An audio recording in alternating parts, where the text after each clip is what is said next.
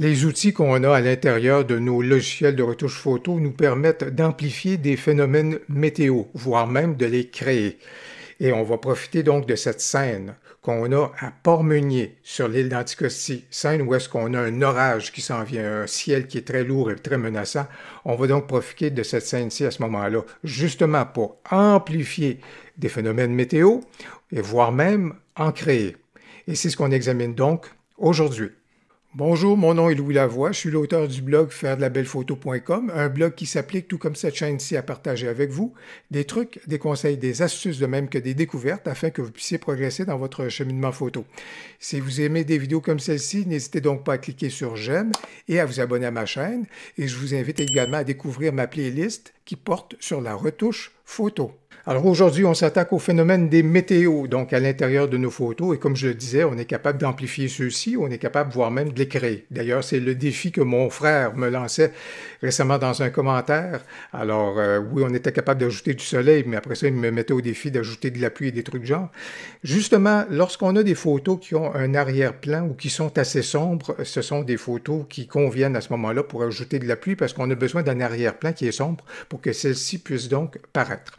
Alors, c'est donc ma photo d'Anticosti. J'ai déjà apporté certaines retouches et je vais faire les travaux à l'intérieur de On1 Photora 2020, je vous dirais, mais je m'applique à les faire d'une façon similaire à ce qu'on ferait à l'intérieur de Luminar 4. Alors, c'est pourquoi si vous utilisez Luminar 4, toutes les opérations que je vais faire actuellement peuvent être reprises à ce moment-là de façon quasi intégrale dans Luminar 4. Et vous allez voir que je ne vais pas me tourner vers des outils qui sont spécifiques à On1, justement pour l'ajout de la pluie. Je vais le faire comme si je le faisais dans Luminar 4. Alors, dans ce cas ici, étant donné que ma photo est un fichier RAW, juste avant que je quitte pour aller vers mes retouches un peu plus globalisées, j'ai apporté justement des éléments qui sont propres à mon fichier RAW juste ici. Et je vous dirais qu'il y a une chose qui est importante lorsqu'on regarde ici le profil de la caméra, et surtout lorsque votre logiciel supporte les profils de votre appareil photo. Malheureusement, du côté de Luminar, pour les gens qui sont en Fuji, ce n'est pas encore le cas.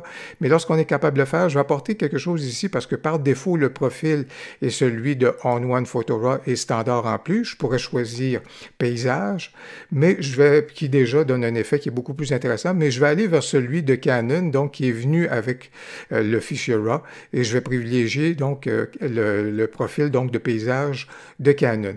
Déjà, vous pouvez voir que ça l'a apporté des couleurs qui sont beaucoup plus vives, et vous allez voir pourquoi je le fais, évidemment parce que quand je vais appliquer des effets, donc, au niveau du brouillard, par exemple, des trucs de genre, bien, si je veux que les couleurs résistent un peu plus, c'est pour ça que je pousse un peu plus, j'appuie un peu plus sur le champignon, justement, dans mon traitement original. Alors, de ce côté-là, on va en arrêter là. Je vous dirais que j'aime bien l'organisation dans On1 Photora parce qu'habituellement, on commence d'abord par développer. Ce sont donc des ajustements qu'on appelle globaux, qui vont donc s'appliquer à l'ensemble de la photo. Après ça, on tombe dans les effets, qui sont donc les effets qu'on peut apporter avec des filtres ou des outils, si vous voulez, des tools. Si on revient à une autre nomenclature, par exemple, dans Luminar. Par la suite, ici, c'est portrait. Et on termine, et c'est très intéressant ici, de terminer donc avec des ajustements qui seraient localisés. Alors, j'aime bien, si vous voulez, la séquence ici qu'on a dans On1 Photora. Donc, au niveau des effets, je vais donc m'appliquer à faire deux effets. Et il y a des choses aussi que je veux corriger. Entre autres, ici, la lumière qui est là, ça a été causé par des phares d'un véhicule là, qui s'approchait. Donc, dans mes retouches localisées à la toute fin, là, je vais m'attaquer à ce problème-là. Alors, au niveau des effets, premier effet que je veux faire, je vous dirais, je vais y aller tout de suite vers un effet que j'aime bien. Dans On1 Photora, ça s'appelle lueur. Et dans Luminar, c'est l'effet orthon. Je vais tout de suite donc appliquer un effet un effet qui s'apparente à l'effet orthon. Donc ajout de contraste, encore un peu plus là, de vibrance, donc les couleurs viennent de prendre beaucoup d'effets.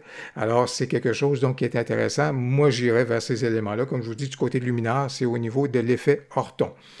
On va donc maintenant ajouter notre brume et la brume, on est capable d'aller la chercher. Il y a un filtre qui existe dans On1 Photora qui s'appelle Météo. Dans Luminar, vous avez un outil d'ailleurs aussi qui s'appelle à ce moment-là brouillard et ça va donc vous permettre de créer le brouillard tel qu'on est capable de le concevoir comme c'est là. Je vous dirais, il y a un piège qui est là, et aujourd'hui, la vidéo, dans le fond, c'est pour vous permettre peut-être d'avoir certains points de repère. Évidemment, ceux qui habitent le long des côtes le savent, c'est souvent le brouillard, c'est comme une nappe de brouillard, c'est pas quelque chose qui va nécessairement, et le piège qu'on peut avoir, surtout lorsque j'applique le brouillard ici, c'est de retrouver du brouillard là, qui est vraiment là, très, très, très prononcé jusqu'en haut. Une nappe de brouillard, ça se déplace un peu plus là, proche, à peine en haut de l'eau, là, ou qui arrive évidemment sur la côte, mais qui n'est pas nécessairement tout à fait en hauteur. Alors c'est pourquoi ici, il faut s'appliquer à ce moment-là à ne pas avoir du brouillard qui va être jusqu'en haut. Et d'autant plus, comme vous le voyez, ce qu'on va voir de brouillard est surtout perceptible grâce à l'éclairage qui va nous venir des lampadaires, donc dans la rue, et également de l'éclairage qui nous vient donc des maisons. Alors c'est pourquoi actuellement, il va donc falloir profiter de quelque chose que vous connaissez très bien. Et il s'agit donc d'un masque, de l'outil de masque, pour, si vous voulez, restreindre la portée donc de notre brouillard. Et je vais donc amener mon masque pour amener le brouillard, je vous dirais, jusqu'à peu près ici. Ça m'apparaît beaucoup plus réaliste à ce moment-là d'avoir un brouillard qui va aller jusqu'à cette hauteur-là. On peut évidemment augmenter, si vous voulez, le montant de brouillard. Peut-être qu'on pourrait y aller de façon juste un petit peu plus prononcée. On voyait d'ailleurs qu'il y avait déjà un peu de brouillard qui était là dans notre scène, mais je vais donc amener ça jusqu'ici, je vous dirais. Je l'ai déjà dit, quelque chose qui m'embête, c'est juste ici. On va pouvoir retravailler ça dans nos retouches localisées, si vous voulez, mais ça va aider, si vous voulez, à l'effet du brouillard. En fait, je vais basculer de ce côté-là, justement, pour faire la retouche, là, pour enlever le coup. Ça m'agace, et vous allez voir à ce moment-là l'effet du brouillard de façon encore plus prononcée. Alors, je vais donc tout de suite aller au niveau des retouches local, je vais apporter un élément de retouche immédiatement. Encore une fois, je vais me tourner vers le filtre gradué parce que juste ici au premier plan, là, je veux vraiment à ce moment-là beaucoup assombrir tout ça parce que ces phares-là, là, c'est peu intéressant, puis ça enlève, c'est très distrayant. Alors assez souvent, c'est toujours l'importance du premier plan dans votre photo, vous le savez.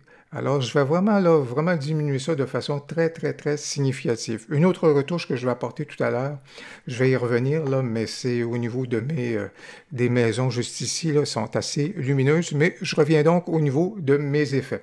Donc, vous pouvez voir l'effet du brouillard est prononcé dans à peu près aux 2/3 donc, de la photo. Et ça, c'est tout à fait correct. Au niveau de la météo, je pourrais revenir ici pour profiter du filtre météo en One Photo Raw pour ajouter de la pluie. Mais je vais plutôt le faire d'une autre façon, avec un calque, pour le faire à la luminaire. Et avec ça, je vais vraiment vous encourager à ce moment-là à vous tourner vers une vidéo, en fait, Gary McIntyre. Je vous invite vraiment à découvrir la chaîne de Gary McIntyre.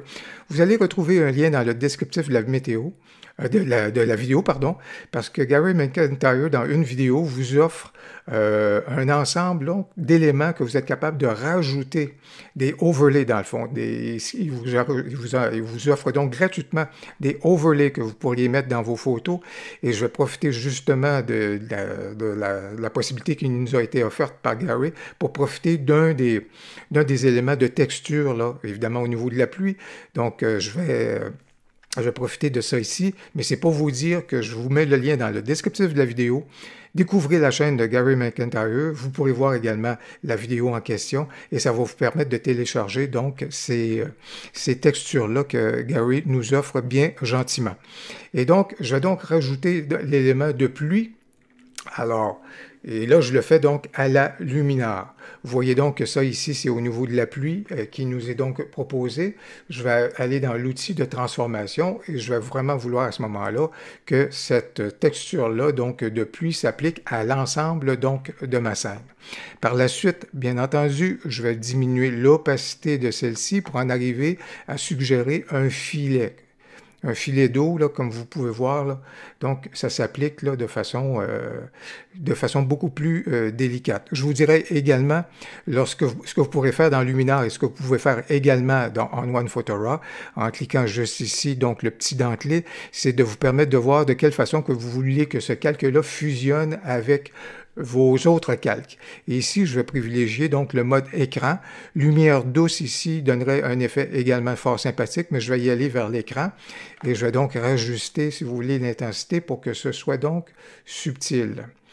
Encore une fois, il y a une chose qui ne fonctionne pas et que je vais m'appliquer donc à ajuster avec un masque, c'est que c'est pas normal, si vous voulez, qu'on voit de la pluie dans le ciel juste ici en haut. Pourquoi? C'est parce que les sources de lumière sont à cette hauteur-ci. Alors, c'est tout à fait correct qu'on voit de la pluie qui est là ici, un peu plus dans le premier tiers et dans le deuxième tiers, mais de voir de la pluie qui serait là en haut, ça ne fonctionne pas. Alors, que faire? Alors, c'est comme d'habitude, on va donc cliquer sur notre masque. Avec nos outils de masque. Encore une fois, je vais profiter donc de mon filtre gradué pour amener donc la pluie à apparaître un peu plus dans cet espace-ci donc de la photo. Je vous dirais que je pourrais peut-être juste rehausser ça, puis je vais juste... Oui, je pense que ça resterait, je le laisserai à peu près comme ça. Donc, vous pouvez donc voir à ce moment-là que la pluie, elle est beaucoup plus cernée, si vous voulez.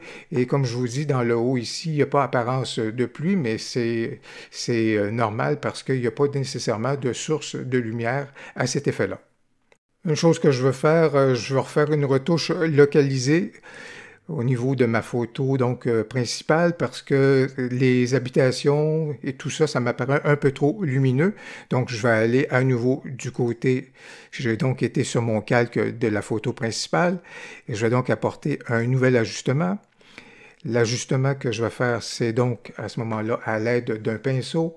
Mon opacité est à peu près à 32-30 dans ce registre-là parce que je veux y aller de façon moins... de façon subtile, je vous dirais, de façon pas trop prononcée. Je vais juste diminuer mon exposition un tout petit peu et je vais donc commencer à justement assombrir un petit peu les maisons qui sont là parce que c'est juste de façon un petit peu trop prononcée, je vous dirais. Si je diminue juste ici au niveau du gazon, justement, comme c'est là, comme ça, comme ça, comme ça. J'aime bien de la façon que la lumière jaillit là, au travers de la fenêtre, juste là, dans la structure au premier plan, là, ça c'est très bien. Alors vous pouvez voir juste ici, de façon délicate, là encore là. Je suis donc au tiers à peu près de la capacité donc du pinceau pour justement assombrir, apporter des éléments qui sont là, puis peut-être juste ici, effectivement, aller de ce côté-là. Alors ça, ce serait un ajustement donc local que j'apporterais. Puis peut-être que juste ici, de façon subtile encore là, assombrir encore un petit peu plus ce qu'on retrouve juste ici au premier plan. Donc, je vous dirais qu'en définitive, on est donc capable de jouer avec la météo, on est capable d'amplifier des phénomènes météo, voire même de les créer. J'espère que la vidéo va donc vous ouvrir, vous permettre d'explorer le champ des possibles, donner cours à votre imagination. J'espère que la vidéo vous a donc plu. Si c'est le cas, n'hésitez donc pas à cliquer sur j'aime et n'hésitez surtout pas à consulter ma liste de lecture sur les vidéos sur la retouche photo. Au plaisir, à la prochaine.